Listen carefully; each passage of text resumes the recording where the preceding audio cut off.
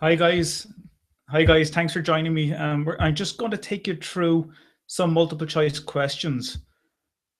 And I'm going to look at one of the recent exam papers. I'm actually going to look at 2009, and I'll just walk you through some multiple choice and looking at some of the topics on supply and demand, elasticity, and indifference curves. Okay, so I'll just share the screen. If you have any, I'm not sure if you can ask questions in this, but you can also give a thumbs up if there's something that you do understand, and a thumbs down perhaps if you don't understand it. There might be a little blue bubble with Q&A in it that if you're able to ask questions, then you can, hopefully I'll be able to answer them. So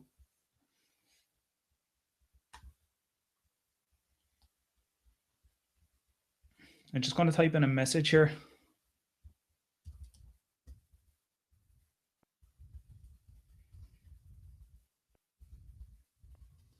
Can you see and hear me?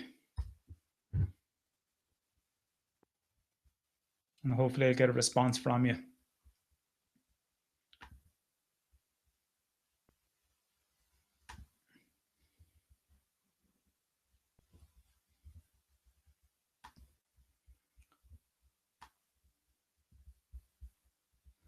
Okay. So this is a 2009. This is a 2009 paper. And I think it's a quite good paper to actually go through because it covers a lot of detail that has typically come up before in past exam papers as well. And some of the questions, quite a lot of the questions here are those ones that you don't want to ignore. Okay, so question one, this is something that you should get off straight away. The most fundamental problem in economics has to be scarcity.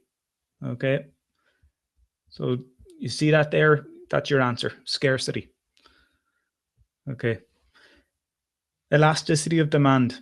Here's where you need these calculations. And because you're dealing with percentages here, it's an easy calculation to do. All it is the percentage change in quantity demanded over the percentage change in price. So in this case, it's 100% divided by your 20%. So 100 divided by 20 will give us 5. And because one is falling, the other is rising, it's -5. Question 3, which of the following is not a factor of production? Okay, anything that's used to manufacture a good or service, land, labor, capital, or entrepreneurialism is known as a factor of production. Wages is not. Okay, wages is payment for these factors. So your answer here is A. Opportunity cost.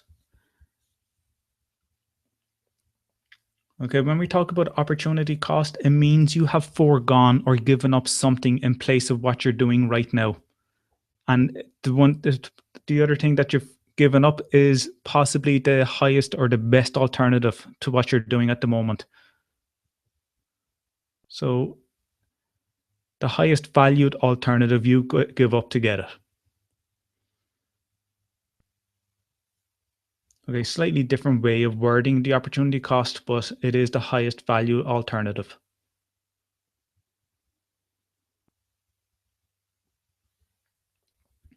Okay, production possibility frontier. I'm going to show you an image of this just in case you don't know what it is.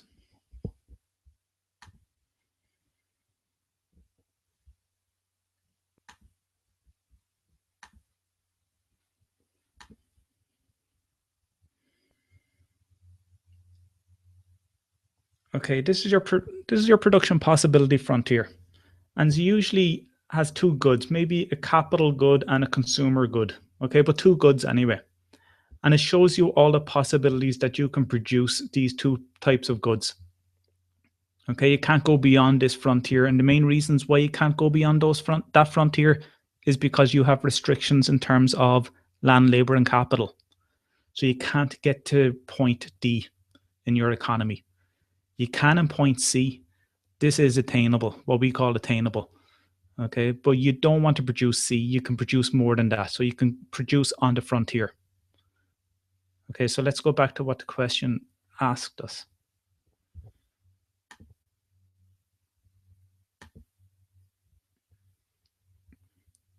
Okay, if a society is operating at a point inside, okay, so that was that point we were talking about, point C.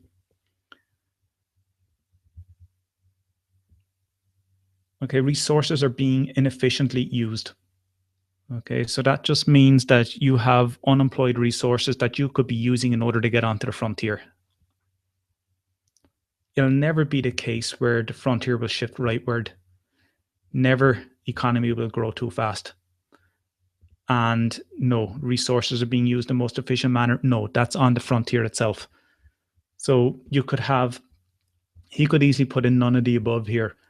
So if that was the case, C would be omitted and none of the above would be in there. So your answer here is resources are being inefficiently used.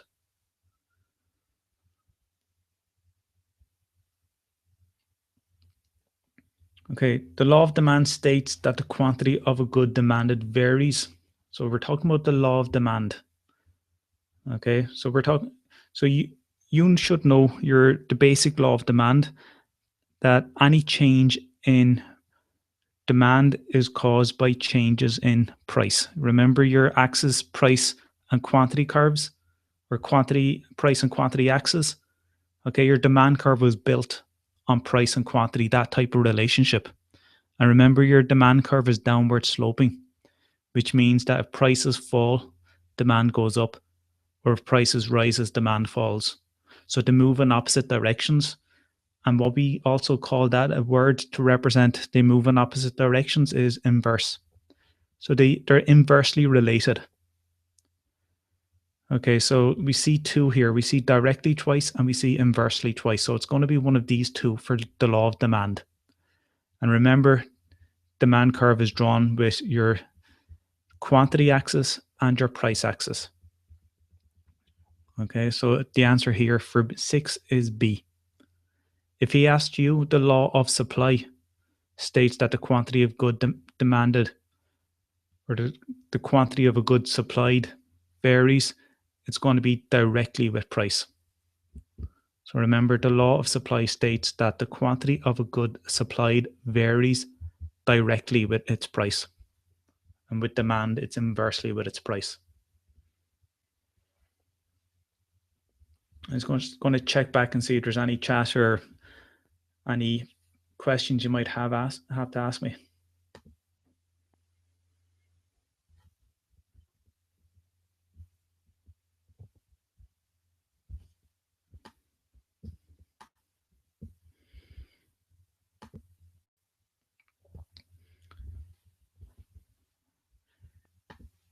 Okay, I see there's a few of you on it anyway, so hopefully you can hear me quite good. And I'm not sure if you can communicate in terms of the chat, if there's one available.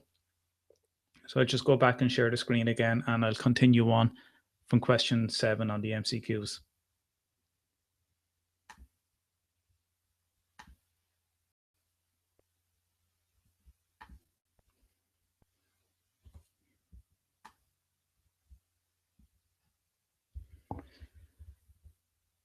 Okay. Okay, if a good is an inferior good. So we have to think, what is an inferior good? An inferior good is something that you would buy if your income fell, or you wouldn't buy if your income increased. Okay, so think of someone in poverty. They'd consume an inferior good. And if that person would get out of poverty and become wealthier, they wouldn't buy that inferior good anymore. They'd buy a better quality good. So inferior good, if you see this in a question, you should automatically look for income.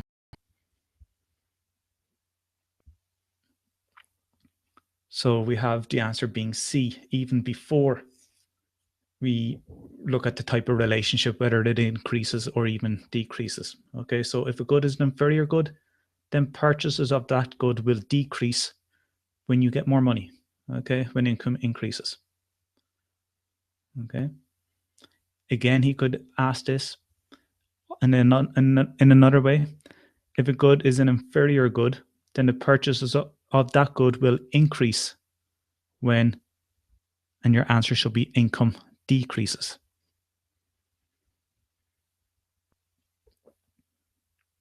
Okay. Question 8, supply curves. An increase in the supply of oil. Okay, let's think of what's going on here now. Okay, increase in the supply of oil would result in a movement from. Okay, so let's get a head around this.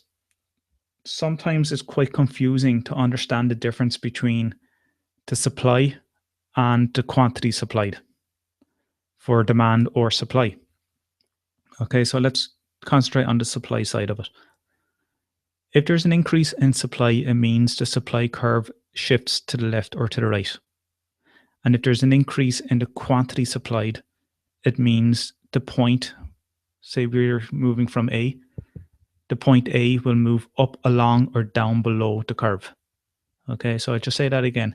An increase in supply causes the supply curve to shift to the right. And if it was a decrease in supply, it'll cause the supply curve to shift to the left. And likewise, if we were talking about demand, the demand curve would shift left or right. But if we were talking about an increase in the quantity supplied, then we'd have a movement along the curve. Okay, A to E or A to C. Okay, so let's take a look at this then. An increase in the supply of oil. So straight away, you should recognize that that's going to be a shift in your supply curve because the quantity supplied is not there. So it's an increase in the supply of oil. That just means that there's external factors affecting oil, not only its price. Okay, so an increase in the price of oil would result in the movement from, and we have all point A's. So that's our starting point. So this might be a process of elimination. So point A to E, no, because that's an increase in the quantity supplied. Is it A to B? We'll see. A to C is definitely not. That's, again, something to do with quantity supplied. And A to D. So it's going to be A to B or A to D. And because you're talking about an increase in supply of oil, the supply curve will shift to the right here. So we're talking about A to B. You might think, why is he singling out B? Well, if you drew a line through these 3 points, that's like your demand curve. But we don't have that in there. Okay. So your answer for question 8 is B, where you will have a movement from point A to point B.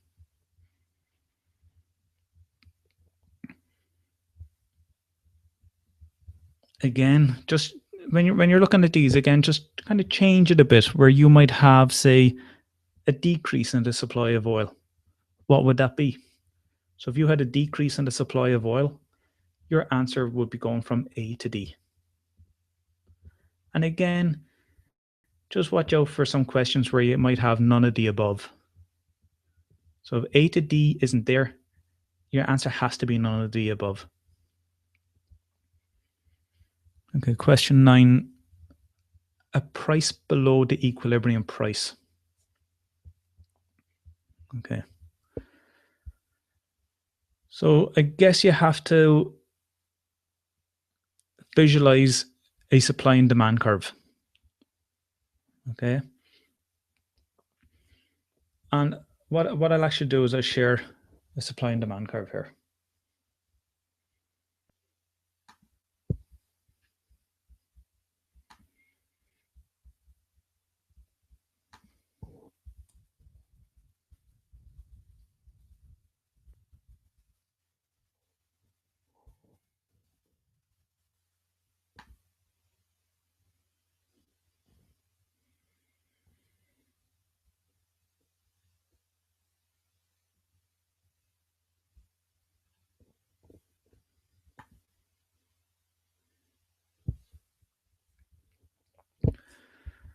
Okay, our supply and demand curve, and we have your equilibrium point where they intersect one another. If the price happened to be below that or even above that, then you have this equilibrium. And we want to identify whether that creates a shortage or a surplus in the market. So we drew a line at a price, say, of $4, and we drew a line across. It's going to hit your supply here and then your demand curve here, which means with the price drop from $5 down to $4, you have more people willing to pay for it and less people willing to supply it. So you have more demand than supply. And as a result, it creates a shortage.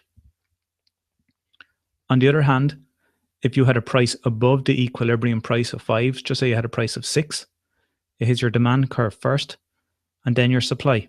So the price becomes too expensive and you have a fall in demand and an increase in supply.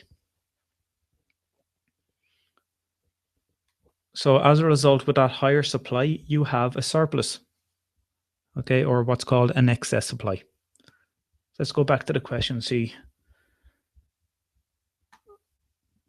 if we can relate that to what I've just explained. So a price below the equilibrium. Okay. So it hits your supply curve first and then your demand curve. So because the price dropped, more people demanded it, less firms or people supplied it. And as a result, you should have a shortage.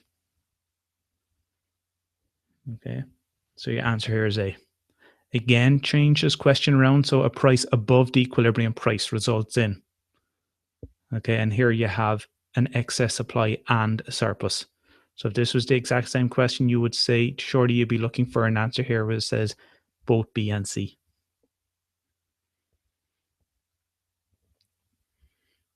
Okay, 10. Okay. A decrease in quantity demanded. Straight away, you should be able to determine what that means in terms of whether it's a shift in demand curve or a movement along the demand curve. And it's something like what I explained earlier on when we were talking about supply. So when you talk about any change in quantity demanded, it means a movement along the curve. If this started off with a decrease in demand, well, that's a shift in your demand curve. Okay, so a decrease in quantity demanded. I'm going to stop and look at the answer. So it's a movement up or a movement down is what I'm looking for. So I can ignore A and C already. So go back to it. A decrease in quantity demanded caused by an increase in price. So price has increased. And according to the law of demand, if price increases, demand falls. So let's see how that goes. So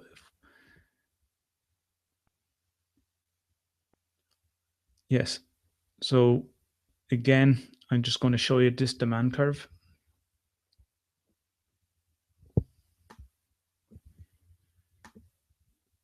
Here's your demand curve. Okay, so if there was a price decrease, you'd have a movement down along the demand curve. And if there was a price increase, you'd have a movement up along the demand curve because people will demand less of it if the price keeps on rising.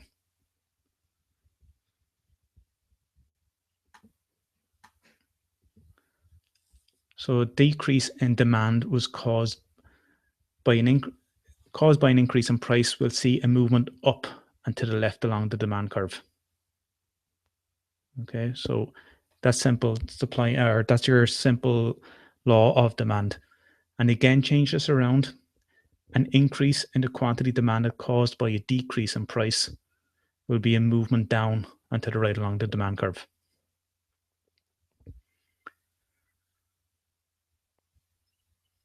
Okay.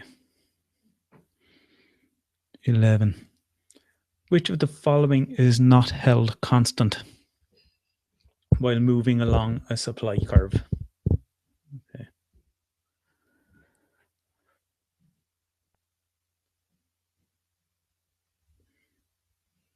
It's a tricky question. And it's even made trickier when you have the word not here. Okay, so that's something he's emphasizing here. Okay, if you're moving along a supply curve, it means that the price of the good itself is moving. So that's the one that's not held constant. So your answer here is A. So the only factor that causes a movement along a supply curve or a movement along a demand curve is always the price of the good itself, nothing else. So you can ignore everything here. So the price of the good itself is not held constant. Okay, 12. Okay. You have your supply and demand curves. Your equilibrium is at 6 and 300. Right, if the price is 8, okay, we saw this already in a previous question.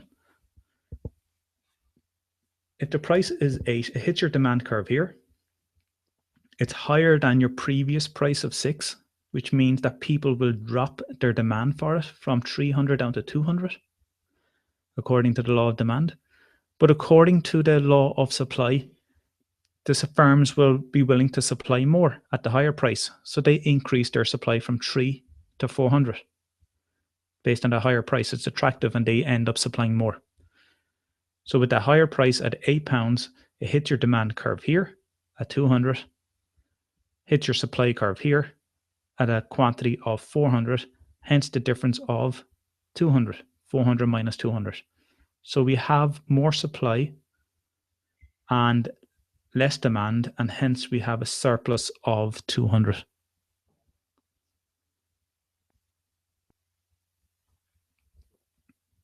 Again, the question could be posed whereby the price is £4. It hits your supply curve here, hits your demand curve here, and hence you have a shortage of 200.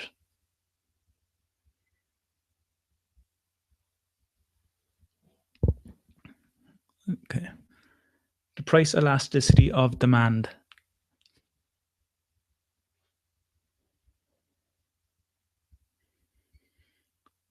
Okay.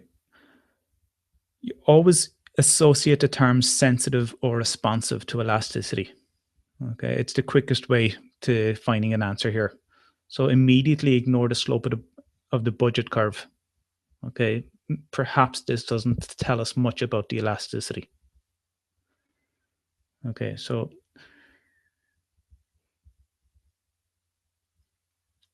when you're talking about price elasticity of demand, you're talking about the sensitivity or responsiveness of demand to changes in price.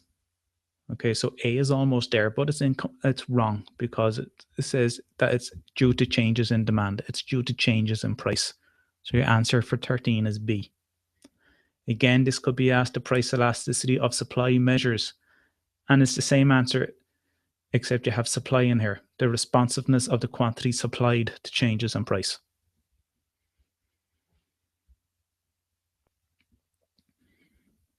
Okay, I'm just going to check in and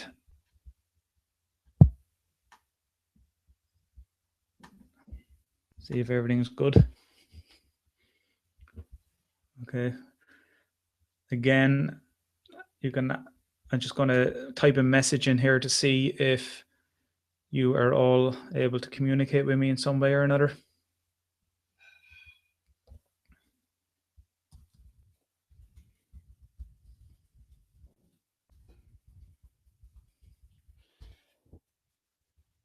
Just posing a question how everything is going so far. And if you can reply, it'd be fantastic. If not, it's fine. I'll just go on. I hope I'm not going through it too quick. But this is being automatically recorded, and it'll be available immediately on YouTube, so you can go back to it and pause and rewind and play it at your own pace.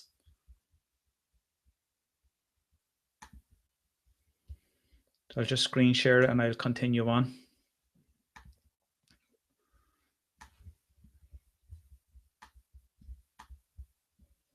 And we're at 14.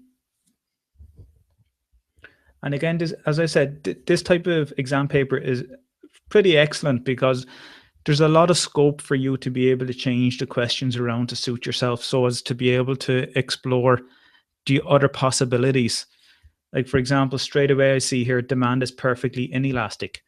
Well, look at the other side where you might suggest that demand is perfectly elastic, and see, is the answer in there, or how else what your answer could be. Again, for 15, if goods are complements, well, the opposite to that will be if goods are substitutes. So there are clever ways for you to be able to look at these type of questions, change them around themselves to be able to identify the possibilities, that the other possibilities and ways in ways the questions could be asked. So demand is perfectly inelastic. I just want to brief you on this again.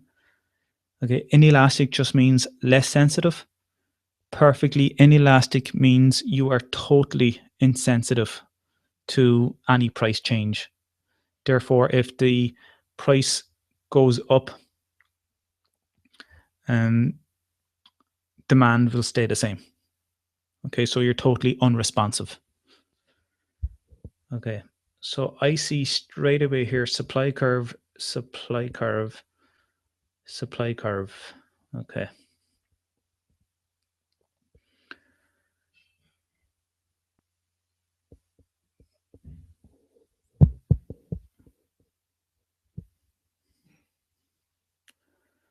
Okay, none of these three are making sense.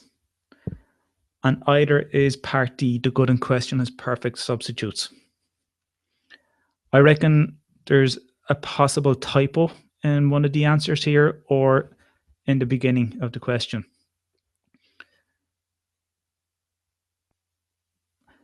The answer is definitely not A, B, and C. The answer, if this was to change, would be the good in question has no substitutes. Okay, so that would be my answer D. The good in question has no substitutes. If the question was posed slightly differently, demand is perfectly elastic, then your answer is D. If demand is perfectly elastic, which means that you are completely sensitive to any price change. Why? Because the good that you're consuming has a perfect substitute available. Okay.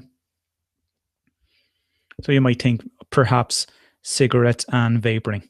Okay. They could be perfectly inelastic goods because, or perfect, sorry, they could be perfectly elastic goods because they're almost perfect substitutes from one another. So again, just to recap on this one, demand is perfectly inelastic if the good in question has no substitutes, or demand is perfectly elastic when the good in question has perfect substitutes. Okay. If goods are complements, when you see the word typically, when you're talking about goods, if you see the words goods and complements together, or goods and substitutes together, you should be looking out for cross elasticities or cross price elasticities. So straight away you're left with C and D. So if goods are complements or if goods are substitutes, we're looking at cross elasticities. So unless you're aware of this without having to do a calculation, and just remember this, I know I mentioned it to you before, but if goods are complements, the cross elasticities are negative. And if goods are substitutes, the cross elasticities would be positive. And there's another, that's your other example where you just change it around. So if goods are complements, cross elasticities are negative. It seems contradictory in that complements tend to go with each other, substitutes tend to go against each other, but don't think like that in those terms, okay? Goods are complements, cross elasticities are negative.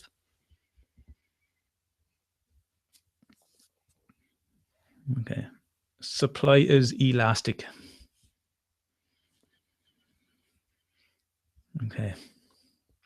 Again, you're talking about the word responsive or sensitive. Okay. Right. Let's take a moment just to take a look through each of these answers.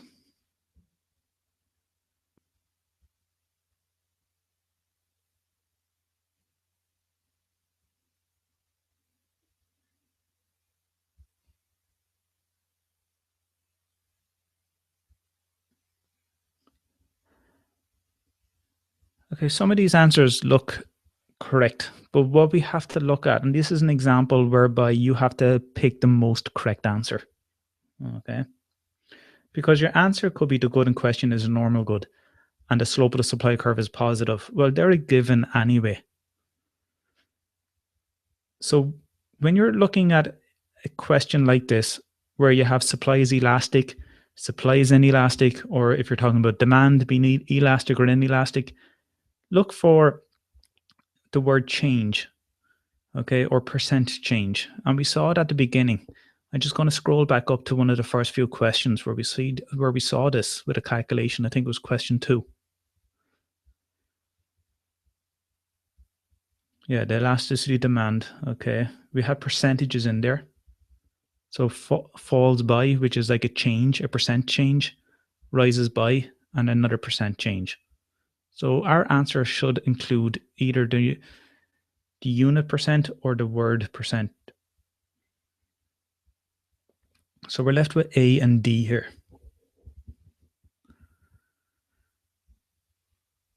So 1% change in price leads to, they're identical up to this point, larger or smaller change in supply. So the only difference here is larger and smaller. So you are going to be very responsive to any changes in your price. And if you see less than or more than is usually associated with elastic. Less than is usually associated with inelastic. So supply is elastic if, and your answer here is A, because you're talking about a larger percentage change. Again, change this around to a question where you look at supply is inelastic. And if supply is inelastic, then you have a smaller change. Remember, inelastic is to do with less sensitive.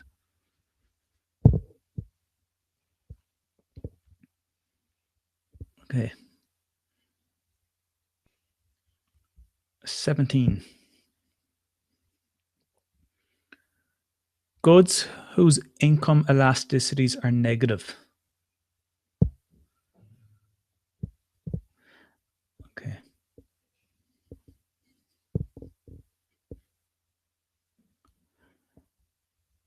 Right. When we talk about income elasticities, and you're possibly asked a question on this if you have to do a calculation, your good is going to be one of either a normal good, a luxury good, or an inferior good. Okay. The word, so looking at that, with that knowledge base, you can say that your answer is either going to be A or C.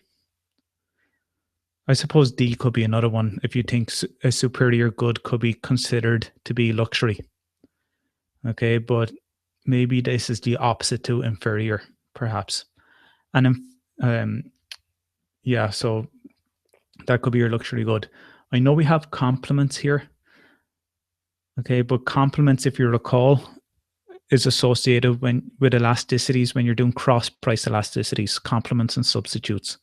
So income elasticities, inferior and normal, and possibly luxury goods. Okay. Income elasticities are, which are negative to good. And let me explain this. The reason why you might have a negative income elasticity is that you might buy less of a good if your income increases. So you have that negative relationship. If your income falls, you buy more of the good. So that demand increases. So what type of good would you have? The answer is an inferior good. And again, we did this earlier on. I can't remember what question it was, but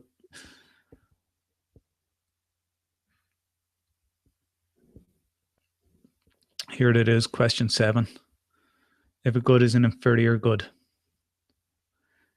then the demand will decrease when your income increases. So you see the negative relationship. Income increases, demand of it decreases.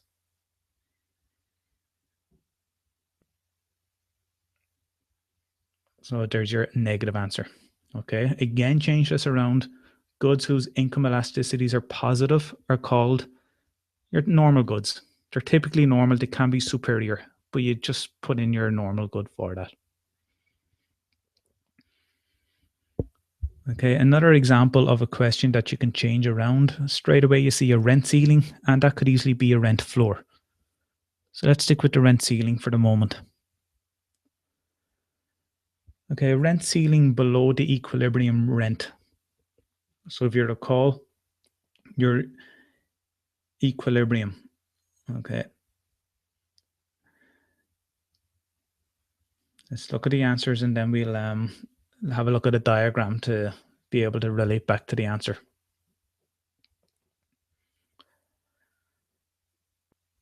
Okay. Okay, larger number of units rented. There'll be a demand for more rent. Typically, a rent ceiling is placed below an equilibrium rent so as to prevent rents from rising out of control and make it continually affordable for those people who are renting. So there will be more people that are renting, but whether they'll get the rental accommodation is another thing, because landlords, according to this theory, will typically sell up and not provide their accommodation at the lower price, given what the government intervened with the rent ceiling. So it definitely won't be a larger number of units rented. It won't happen. No change in the number of units rented. That will definitely change, because what you have is a price that's below the equilibrium price, and therefore you end up moving along the supply and demand curve, and the demand will rise and the supply will drop. So therefore you will have definitely a change in the number of units rented. A more efficient allocation of housing, I don't think that's going to solve the housing problem, if there is to be one. So that's not an answer that would suit this at all. Increased search time and development of black markets. Yes. Okay, and let me explain with a diagram.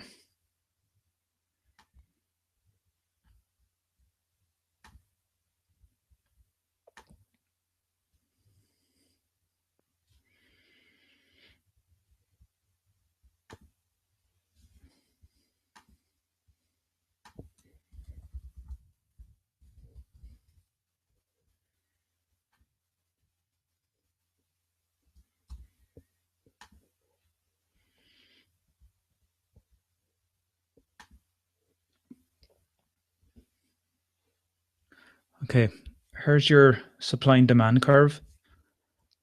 This is your equilibrium price, and your rent ceiling is below the equilibrium.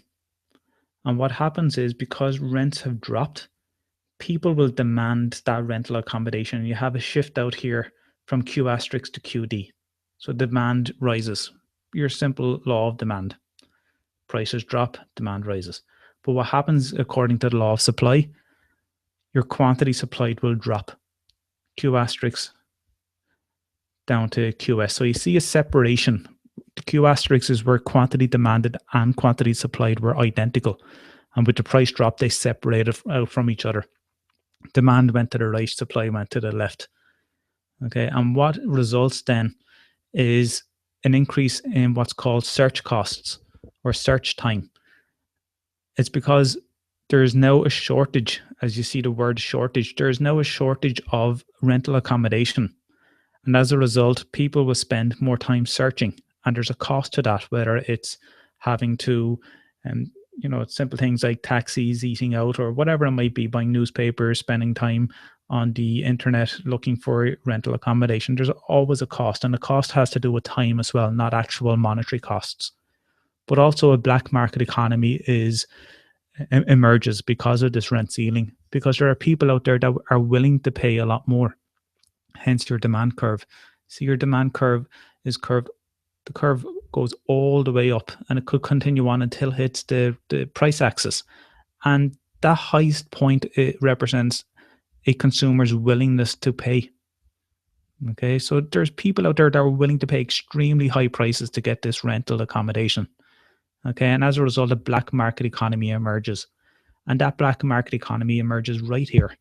Okay, where the ceiling, the price ceiling hits the supply curve, it continues up vertically until it hits the demand curve. And this is the price that some people are willing to pay in the black market for this accommodation, way above the initial market clearing price or the equilibrium price. So your answer is your search costs and your black market.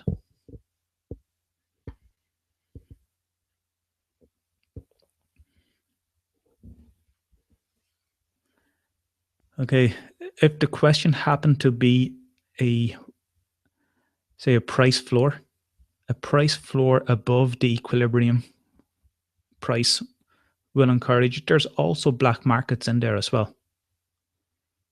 Okay. So look out for black markets in a question where you might have a rent floor or a price floor and a price ceiling. It's definitely not any of these A, B, and C.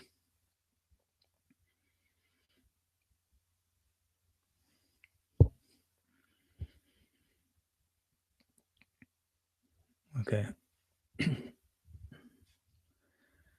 The market for unskilled labor.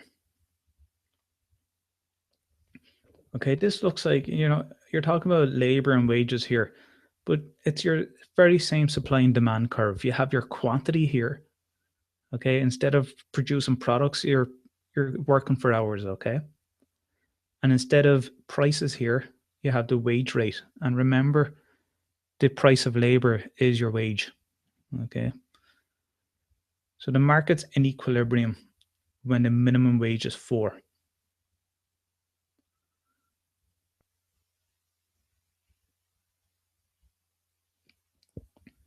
Okay, unemployment will equal. It's not the best way of putting an answer, but your answer here is D. Unemployment is 0 hours. According to this here, this unskilled labor market, there's 0 hours of unemployment. Okay, based on that particular minimum wage. Okay, so again, as I said, it's not probably the best way of representing your answer. Okay, but look out for this one, it's 0 hours. Okay, if the wage happened to be increased, if the minimum wage was above the equilibrium of £5, then you'll end up with unemployment because the supply of labor would be 40 and the demand by the employers would be 10, and then you'd have unemployment of 30. 40 minus 10 would be your 30 million hours per year. So there's 0 hours because the market is at equilibrium. In other words, this minimum wage has no impact at all whatsoever because the minimum wage of £4 is equal to the equilibrium wage. So there's 0 hours. The market is clears at this one. So don't be putting in figure of 30 or anything like that.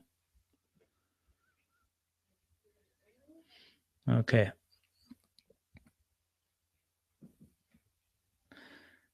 The more elastic the demand for a good.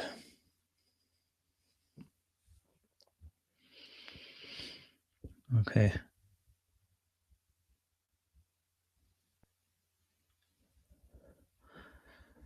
So it's like a tongue twister.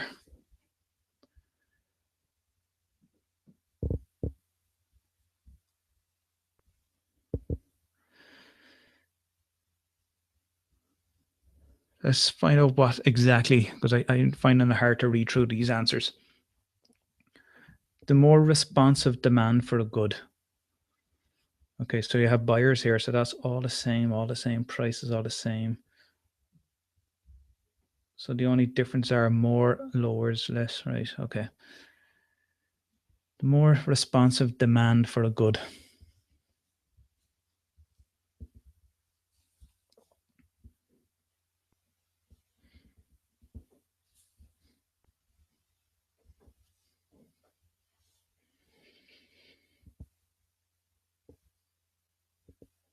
Okay, I'm just going to go back to that one. Okay. Yeah, but just in case I do forget, have a look at the more inelastic as well. The more inelastic demand.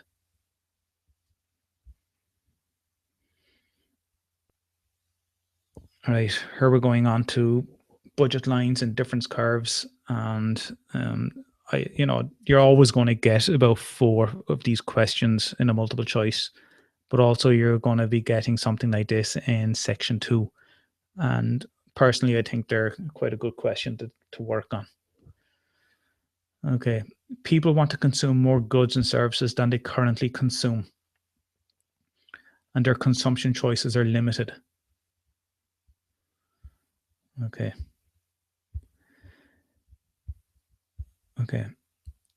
Your consumption choices are limited based on what's called your budget line. And I have a diagram here. You could actually see it. This is known as your budget line. You have 2 of them here, okay? And something happened to cause a movement in this. But this is your budget line, which means you can spend all your money and buy cinema tickets or films, yeah, or spend all your money on books. Or you can spend your money on both of them. Okay, so your budget line restricts how much of each you actually consume. And that's based on their prices of the films and the prices of books, as well as obviously your income. So you are limited. Your choices are limited. And you can just take this as common sense. Your choices are limited based on your income and the prices of the goods. Simple as that, okay? So don't be looking into marginal rate of substitution. I know it seems like it is a technical term, and some people might put that down because it seems right, but it's not. The person's income and the prices of these goods limits your consumption choices.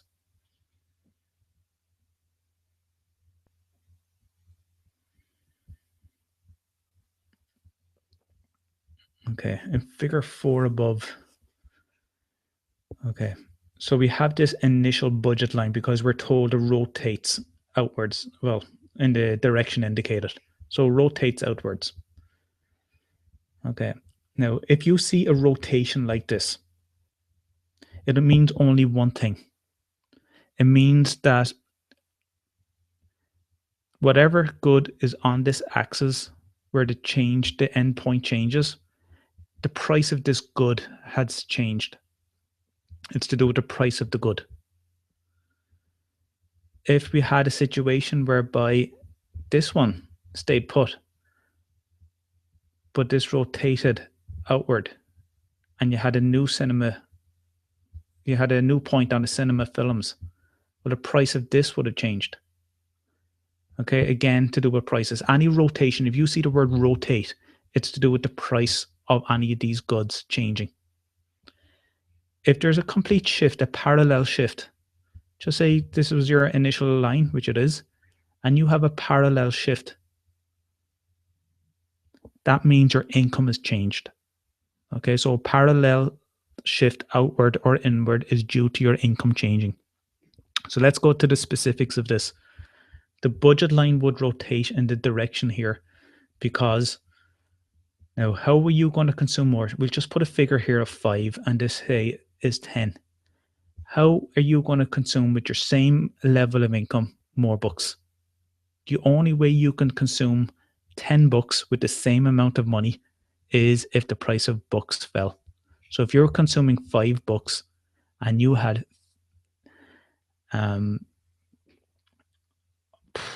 whatever amount of income, okay, and the price of books halved, then you can actually go and buy double the amount of books. Okay, so the price of books fell. So any rotation outward is to do with a price decrease in that good. If this was the reverse and this was your starting point and the arrow was going to the left, well, that means the price of this good increased.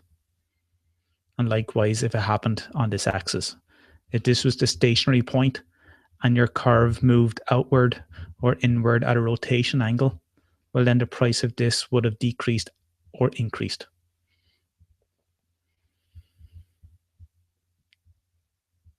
Okay. One of the last few questions then. Consumers' preferences.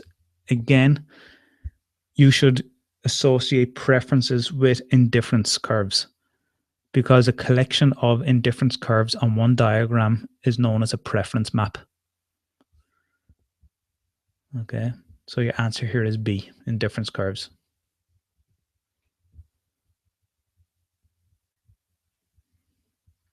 Here's an example of an indifference curve.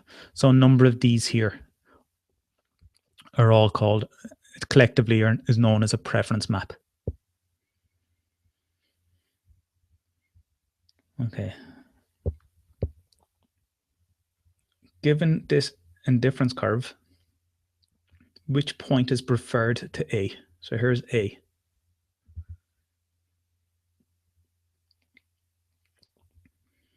So E and B are considered equal to A.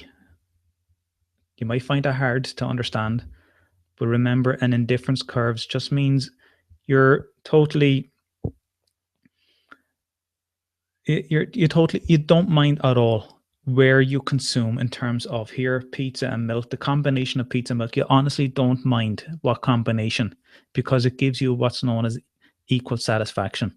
So B, A, and D are all equal in terms of satisfaction. They're not equal in terms of the amounts that you consume, obviously. Okay. They are different.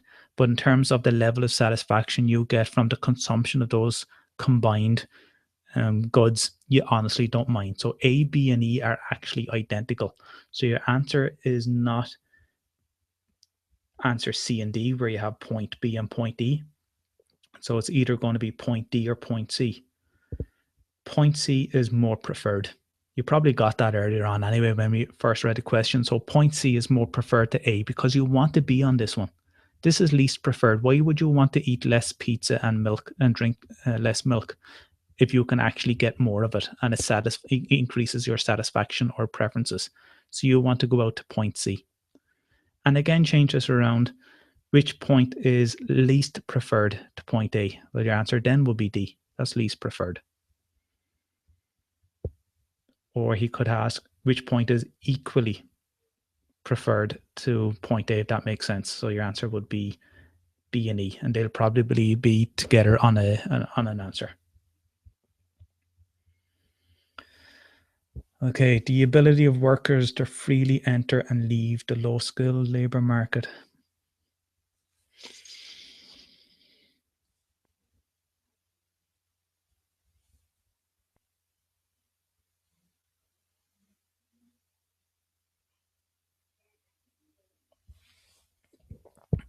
To be honest, I'm really unsure, but I would probably go with A on this one.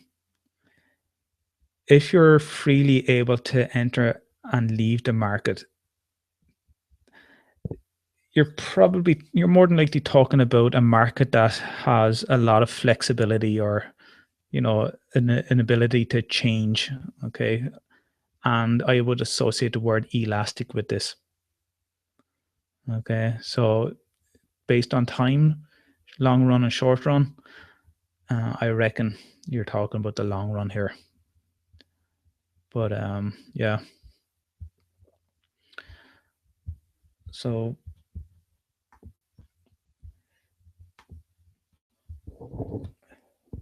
I hope you got on okay with that. I hope you learned quite a bit. It's a pity about the lack of interaction. Maybe I should have set something up. But anyway, have a look back on this if you feel the need to do that. Press pause and rewind. Have a listen back. This should be made available immediately on YouTube. And look, thanks again for joining me. And if there's anything you want me to do or answer, just, I suppose you can email me. If you want to do this again, let me know. I know the exam I think you have is tomorrow, but sure, another time anyway. I'm happy to do this if you want to do that. Okay, thanks very much, and I appreciate you joining me on this one.